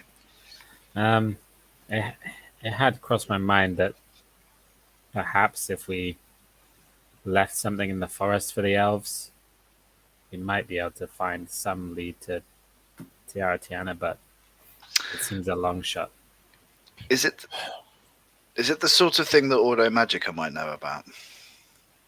The place maybe. where no tears fall in vain? Or Yeah, that was Tierra kind of... Tiana? We were talking about maybe mentioning the place where no tears fall in vain to the Ordo, but the Ordo and the elves are generally at loggerheads in most things. Oh no, there were Ordo members in the Iron Pact, and I can't help but think that Tierra Tiana may be at least aligned with that work. Yes, there was, of course, the Order. Another victim of the Flayer, Master. What did you say? Sorry, Sam. Vernon. Vernon, yeah, Vernon, was like a former master of the Order Magica, yeah, who had left because of his controversial views on the Iron Pact and elves and stuff. So, of all of the places to go to ask about elves or clues left in notes written by elves, I'm not aware of anywhere in Thistlehold that we're more likely to get some answers. Yeah, Matt. I'm just concerned that our welcome at the Ordo Magica is consistently thin, and that archive may be useful for other things later. I don't know. Are we not their sellswords of choice? We are at the Bravely venture down the hole for them. Like, this is, albeit tangentially relate. Well, no, not even that tangentially. This is fairly directly related to investigating what that sinkhole is all about. Do you know what? You are absolutely right. I am just being obstreperous for no reason. I think we should. It suits you, Stio. I was going to say we've got to go somewhere. Is Semmel still around anywhere? No, you left him in Castor. Okay. We're not riding to Castor. No. If you won't take a day to Glimmervan, you ain't going to Castor. So, are we giving the Audio Magica a spin? Yep, I think we'll give them a call. Okay. You head there over on the southwest end of the city, quite near to Nightholm, and you've been there a number of times. You know, it's one of the largest buildings in Thistlehold, probably rivaled only by Nightholm and the Sun Temple and the Beacon itself. And as you arrive there, as you usually do, kind of the novices and initiates on the door kind of tend to know you guys now. So after you make your presence fairly known, there are clearly standing orders where perhaps you can go in and access the archives. Presumably Ganderold has maybe left some kind of order of that in place, and you are shown inside, and a novice sort of takes up a lantern and leads you up that central kind of large winding stair that seems to be the mark of the Ordo Magica in various forms that you've seen it, and leads you to not too high up, just a couple of floors, and leads you to what seems to be a large open area. There's kind of no doors into it, and it has like rack upon rack of books, scrolls and tomes, and sort of like sheathed artwork and like rubbings of sigils and runes.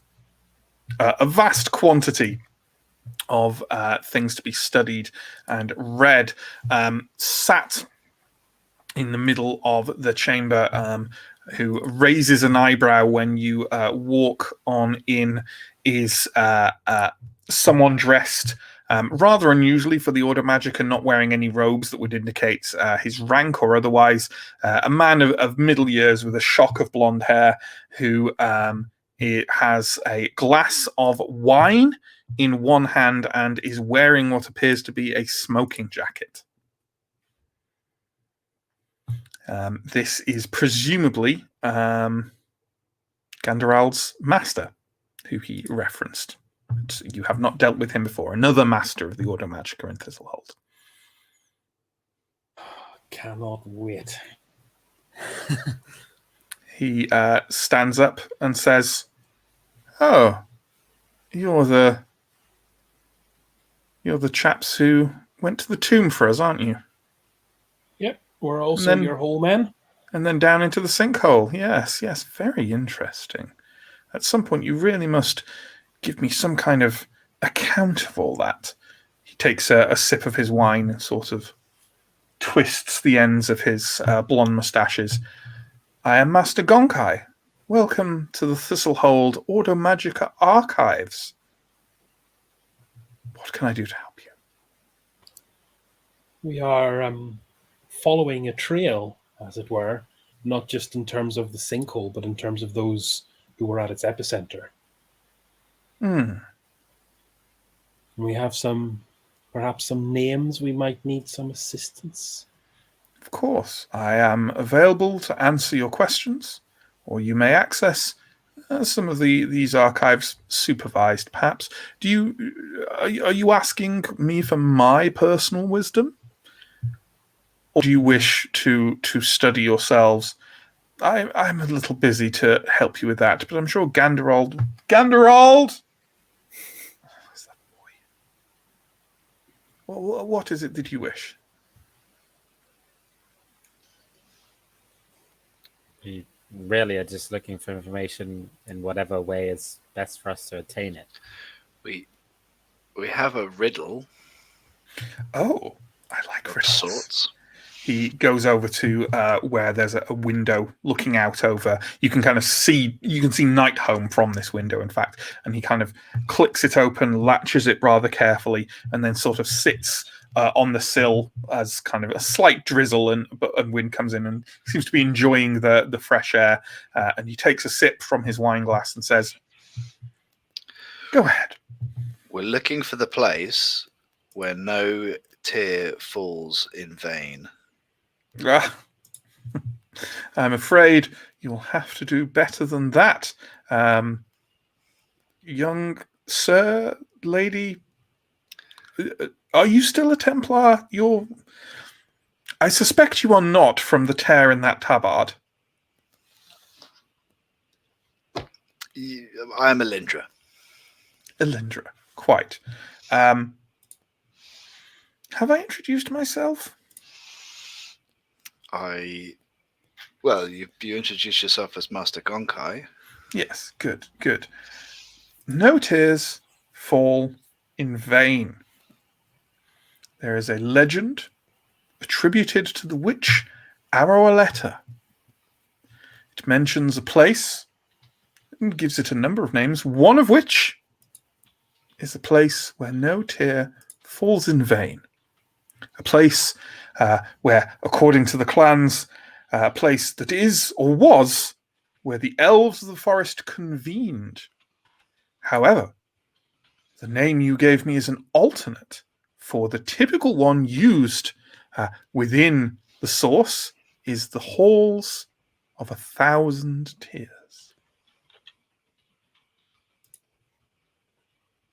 Well done. And the halls of Tips 1,000. his class to you.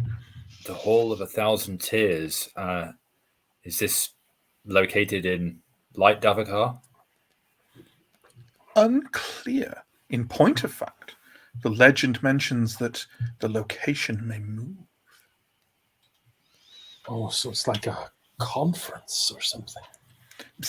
That is one of the theories, yes. One of the more mundane ones. Steel looks a bit hurt. Oh, no, don't mistake me, good sir. I meant mundane in terms of non-mystical ideas. Oh. I was not criticizing your intelligence, and indeed, I am most impressed that an untrained gentleman such as yourself came to the conclusion. Ordo Magica, take with one hand, Take take with one the hand. other. Yeah, absolutely. More? Do you have more of this? Is this pertaining to the sinkhole? Yes. I think it might be. Fascinating. In I believe the preparations for that expedition, which I believe you yourselves will be involved in, are well underway. Perhaps expect something in the next couple of days, although you didn't hear that from me. We are on a clock then. What of, we have another name. I suppose it will be a bit of a stretch, but an elf name. We wonder if there's any record or anything that might be top of mind. Oh, by all means, share it with me. Tiara Tiana. Tiara Tiana. I do not believe that I have heard this name before.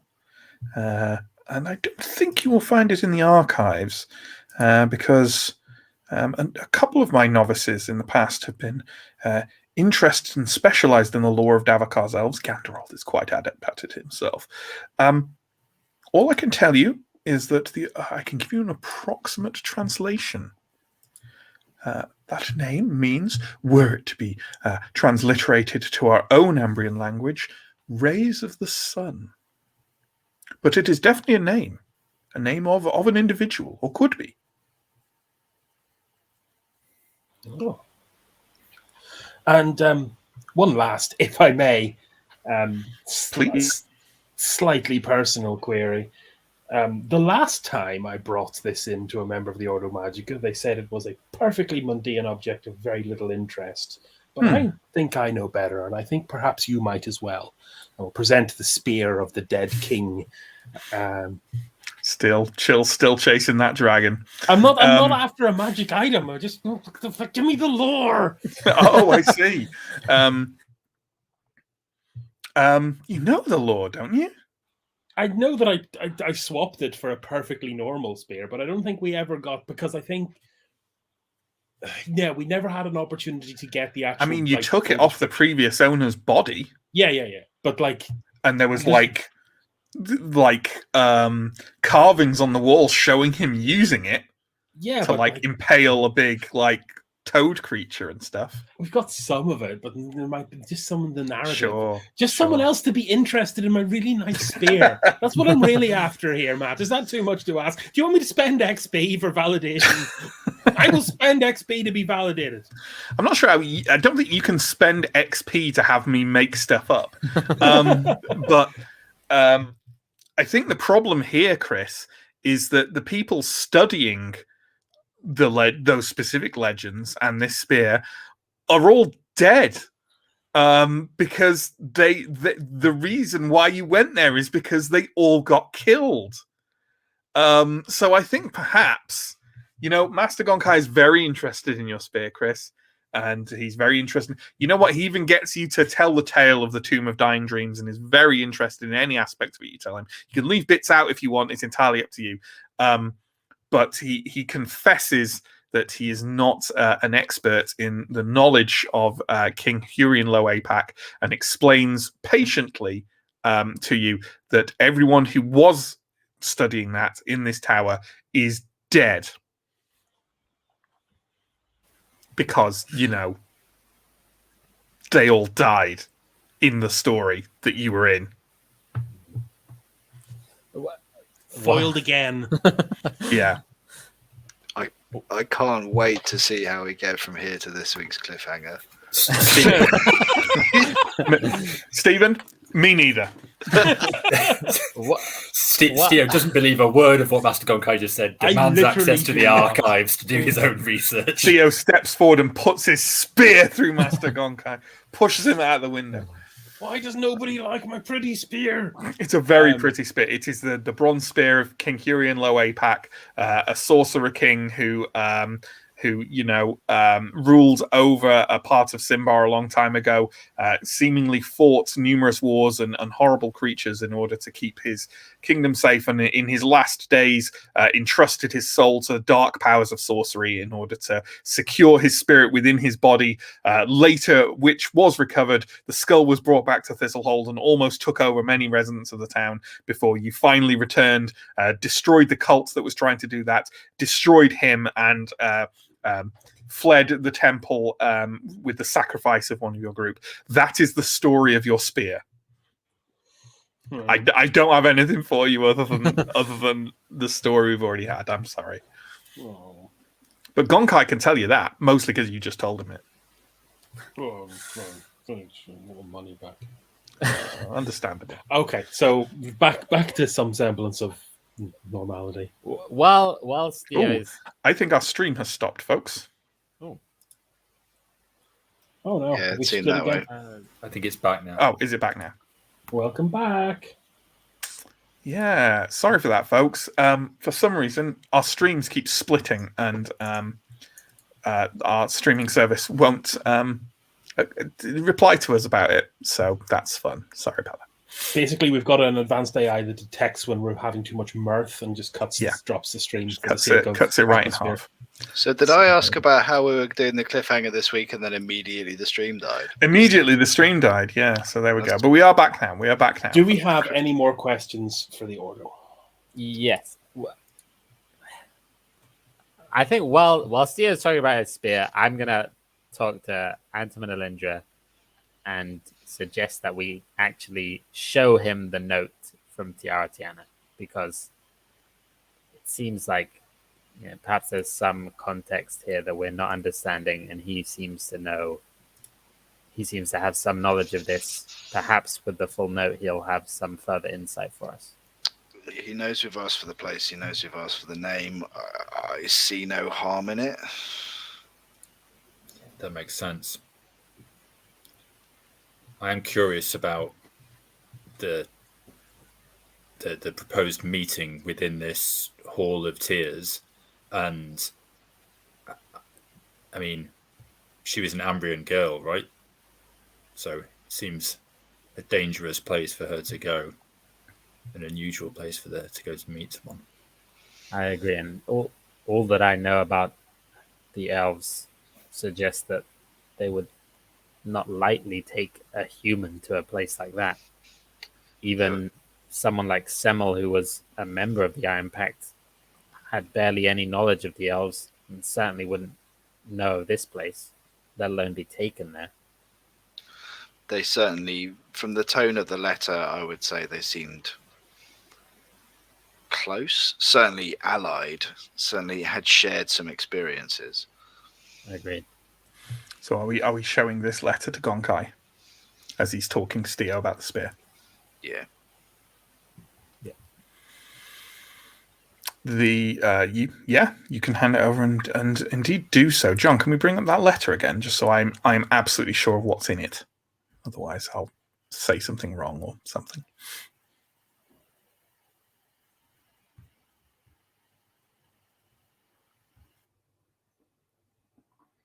Here we go. In fact, Gonkai will read it out because I quite like doing his voice. Friend in strife and sorrow, this offer is the only one you will receive. Terse, but the elves seem to communicate in quite a terse, direct manner. Decline and mourn alone. Another example, this would seem maybe a threat to others, but from communiques I have read, this is fairly standard. Accept and follow my confidant. We will meet where no tear falls in vain. I am waiting. You are needed. Where did you find this? At the epicenter of the sinkhole. Do you know who it belonged to? It belonged to a woman named Anadea. Anadea. We think she was investigating corruption. She seemed to have some prior knowledge of something that was about to happen in Thistlehold. And so we're trying to understand what she knew so that we can have a better idea about what's down there and what Thistlehold is dealing with. She was concerned with corruption in Thistlehold. Do you believe she knew of the sinkhole? I don't think she spoke of the sinkhole specifically. She spoke of danger coming to Thistlehold. Danger coming. She mentioned at one point the elves. She didn't say names. But she's clearly a friend, an ally with this elf. I don't know. Perhaps this should go to. Perhaps this should go to the chapter master. Does someone, if you want to, make a persuasion roll or a persuasive roll to try and get him to talk to you rather than the chapter master? But it's up to you if you don't feel you want to. I mean, I'm in the conversation. I could try. My persuasive is 7. Should we do it? Unless you want to step in. I would like to try, but I failed the roll. By all Already... means, go ahead. All right. Other people can try and, as I say, I tend to try and not have everyone do it. But I think in this circumstance, people can have their say.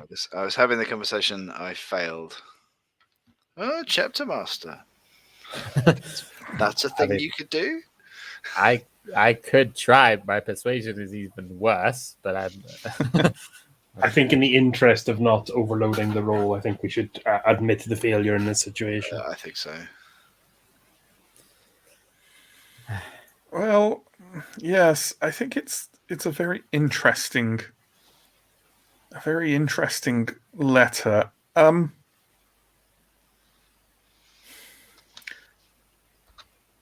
So this woman was unknown to you before this circumstance? We met her almost immediately before the witches arrived at the North Gate.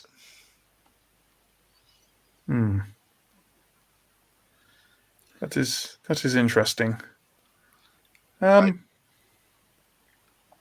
We got the sense that she wasn't involved in planning or creating any of this, that I think she was trying to warn about or to stop.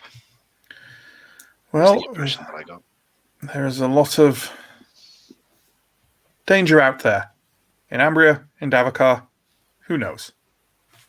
He kind of reads the letter one last time, folds it over and says, I probably should return to my studies, but thank you for a most engaging visit. Passes you the letter back. And it's not a cliffhanger, folks, but I can't see us reaching one beyond that. So let's wrap the stream up there. Apologies for all the interruptions to it again. I'm going to try and see what we can do about that because it's getting pretty annoying now. So if you've got any comments or questions, please sling them in the chat for us. As ever, I'll just do a quick, lovely promo run through. There's a bunch of links down below. There's links to YouTube and Twitch. You're watching on one, please check out the other. Links to our social media, to our Discord, where you can join up and chat to us about telling tales and role-playing and all sorts of stuff. Links to our Patreon, where we offer lovely treats in return for your hard-earned cash. We run 3 streams weekly, usually, although one of them is just finished. But Mondays is kind of Johnny's night, and it has been Call of Cthulhu, and it's going to be another system sometime soon.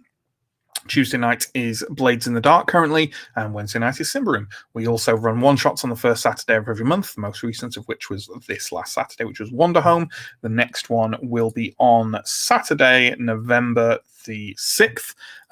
Chris here will be running that, and that will be Dune Adventures in the Imperium. Why would we choose to run a Dune thing at the beginning of November, cashing in on a major movie release? Not us, that's for sure. Certainly would not be handing it to your most Dune obsessed friendo as well. No, I'd never do such a thing. So that'll be good. Check out our YouTube. It's got loads of VODs on it if you're interested. So there we go. We've had some follows tonight from Stone Forest and Swift Valex. Thank you very much. And we've had a Prime sub from Lord Malice. Thank you, Malice. We really appreciate that. Comments, questions, things, insults, notes, vagaries. Why do we always fail the good rolls? Why must we roll so poorly? It's fine. It's all fine. Matt, I've got my question to you: alcoholism, the pastime of Thistlehold. Yeah, well, the pastime of a lot of history and kind of history-alike settings. Honestly, the pastime of much of the world. So, my question to you, as players, is there are so many leads for this, and there are so few of them you want to do. No, that's me. I think what are you doing to me? There's just spicy swords people and far away person. Yeah, I think the thing is, like, it seems hard for me to really figure out how, like, the leads we have, how they tie back to finding out about the sinkhole. You know, like, sure, yeah. Probably our best lead might be going to see Arkle, who might know something about Anadea, but like, even is he going to know about the sinkhole? He's just a priest who's had a priest argument. Like, maybe he will. Oh yeah, I mean, I think it's fairly obvious at this point that quite a few of these leads are interesting, but not particularly taking you anywhere. And when I say that, that's not a criticism of the story. I actually really like that, because one of the things I dislike about sort of investigation-based stories is every clue taking you to another solid clue, because it doesn't feel right to me. It doesn't feel like a lived-in thing. You know what I mean? Like, if you're just reading a detective book and it's like, and then I went to talk to that person and they sent me to the murder scene, and then, like, if it's just a chain rather than like this splintering branches. I think that's much better. Is that frustrating though? Is that or you know? Do you know what? Like, yes, but it's supposed to be, because these stories, specifically taking such an active role in these stories, it's supposed to be rewarding after it's been frustrating. So I'm happy. This is my ferry fee, and I'm happy to pay it. I've just recently finished playing Disco Inferno, so I am all about the random investigative side quests and just saying whatever comes to mind in conversations. So can I just raise, Stephen? Like, I think you meant Disco Elysium. Yes. Also not Disco Inferno. I mean, which is very closely related. They both have disco, yes. They do both have disco. Yeah. No one can take that away from you. I would be interested, like, coming back and maybe seeing another group do the playthrough where they decided not to tangle with Serex Atio, because I think there's probably a much more straightforward way through this, where it's just like, let's just go talk to Cargo Salamos, and we've almost completely ruled that option out for this party because we've got ourselves so scared. So yeah, I agree. I agree. Yeah, definitely. But also, other parties wouldn't have Arendar. Yep. True. So that's a fun thing thrown in. Were you going to say something? Sorry, Mike. I think I was going to ask, how much of these many threads are in the Throne of Thorns campaign officially, and how many extra ones have you added on top as a rough proportion? Every single thing we've done has been part of the book, apart from Arendar's presence, obviously. Okay. Every single thing other than that is. Oh, and I put I think it doesn't strictly say that you're meant to do all of the sinkhole at once, but splitting up the sinkhole to 2 trips is my notion. Yeah. And Marvello isn't involved in that in the book, but all the actual clues and lines you're following are all from the book. I am very much enjoying this sequence. I feel like with all of these leads swimming around in my head, I'm slowly forgetting how to do my day job and do basic tasks like the washing and making a cup of tea. But, I mean, that's that is all me. That's definitely me. That's my plan. Comment from Steve here. When are you going to start using an online cork board to start organizing the clues? Yeah, it's honestly, I was very close this afternoon. I didn't quite get it done, but I was very close to building a little spreadsheet of everything just so I don't lose track. And I know it's a bit maybe it comes across a bit railroady when I keep throwing the clues when you're talking, going, don't forget this. And it's not that I'm oh, they need to go do this or we're fucked. It's that there's a lot and I'm struggling with it, and I don't want you guys to, to lose track of all the little bits. That's all. I've been specifically sort of starting a conversation every session or every time we hit a pub just to quickly recap the stuff for exactly that reason, right? To be have we got everything? Yeah. It's complex. It's complex stuff. I feel like it's good. Oh, John has a fantastic triple threat of comments, apparently. Let's go. One from Chris. Do you want something done? Antiom ain't the one. Harsh bars. Stuff passed you by. Give Ascarai a try. Need spicy temple drama. You're Elindra a winner. Get out. What? There's no Steo line there, so Chris is going to have to come up with one of them for next week. Otherwise, he doesn't get XP. Yeah, otherwise he doesn't get XP. So there we go. Thank you, folks. Thank you to John for being our stream manager and for guesting as Arindar and top cameo. Top cameo. Thanks to my wonderful players. Thanks to you for watching and hopefully enjoying it. And we'll see you next week for more Symbaroum on Wednesday. Take care. Goodbye.